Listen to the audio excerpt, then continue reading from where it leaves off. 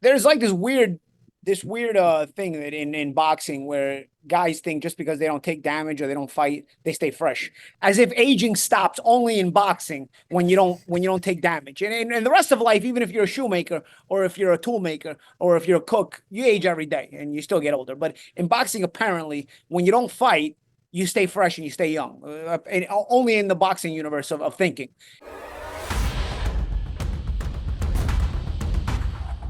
It is time for Boxing Scene's top stories only on ProBox TV, your boxing channel. I am George D. Metellus. Reminder to download the ProBox TV app to get the full experience of what we offer here on ProBox TV, including a new chat function that allow you to speak with the champions during our live events on ProBox TV. Speaking of the champions, we got Chris Algieri and we got Paulie Malignaggi joining us here on Top Stories. Our former two-division world champion Danny Garcia is saying that he is rested and prepared to take down middleweight champion ERISLANDY LARA on the undercard of the Canelo Alvarez-Edgar Berlanga fight. All right, Paulie, what do you make of this matchup, and what do you make of Garcia's comments that he is rested and prepared to take down Lara? He's rested. I don't know if that means you're prepared. I think there's like this weird thing that in boxing where guys think just because they don't take damage or they don't fight, they stay fresh. As if aging stops only in boxing when you don't take damage. And the rest of life, even if you're a shoemaker or if you're a tool maker or if you're a cook, you age every day and you still get older. But in boxing, apparently, when you don't fight, you stay fresh and you stay young. And only in the boxing universe of thinking. In reality, though, you're getting older regardless. And I think that, while Danny's a big timing fighter. He's not the most athletic guy, but he's a solid timing fighter. Very, very good timing. And he makes his style work for him very, very nicely against maybe even guys who are more physically, athletically gifted. His timing has figured out ways to consistently supersede the speed of guys and even the different advantages other guys may have had. And he's done that very, very well. But I think when you're a timing fighter to this degree, activity really matters. You know what I'm saying? I don't know how much time you spend in the gym. Only Danny knows that. But I think when you're a timing fighter to the level of Danny is, activity really matters. And having been inactive for a while could kind of play against you. So obviously Danny's not going to say, hey, it plays against me. I haven't been active. If we look at how guys who have gotten older and stayed inactive have fared lately, they haven't fared too well. But Danny's not going to say that. He's going to say, hey, I'm fresh. Obviously he's going to put it that way. It's up to the media and the people listening, instead of kissing ass like they like to do with big name fighters, they need to, ask those tough questions, which they don't because they don't want to lose their credentials on Fight Night. I get it. They got to sell out every time. They always do. Best. But nonetheless, I think that's, and this is not a criticism. This is just straight up talking boxing wise. When you're inactive, it's going to hurt you a little bit. Now, there's another side to this here. ERISLANDY LARA is what, 40? Is 41, 40, yeah. 39, 40, right? He's not exactly a spring chicken. And he's also a timing guy, but he relies on athleticism as well and speed. And those are things that typically also diminish regardless of your activity as you get older, because your speed and your athleticism slow down, your legs slow down. So, I think these are going to be two guys. I don't want to say it's going to be like Herd Rosario, where we just had two ex-world champions who looked a little more shot than we expected against one another. But I definitely think it's not the best version of either of these guys.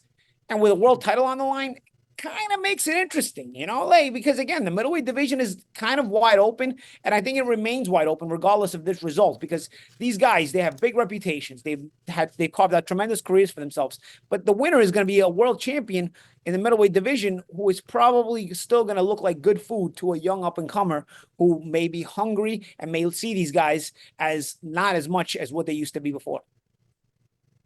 Yeah, let's saying that Danny is well rested. Is he more rested than Lara? Lara has fought 11 rounds in his last 3 fights against 3 overmatched guys that really didn't stand a chance. I mean, he fought O'Sullivan. O'Sullivan went the most rounds, and that guy, Spike O'Sullivan, who was fodder for most other guys around that weight class. He knocked those Rafa in 2 rounds, iced him cold. And then Thomas LaMotta was one of the guys in his last 3 fights. So Lara's pretty rested as well. Hasn't taken a lot of damage either. Very, very good defensive fighter. But like you said, champ, they're both timing fighters, and Lara's actually been in the ring. Lara's been in camp, but Lara's been living this lifestyle. He's Cuban, man. He's been training his entire life, and has kept himself very, very, very, very sharp and clean lifestyle. And you can see that at 41 years old, being able to perform the way that he's performing.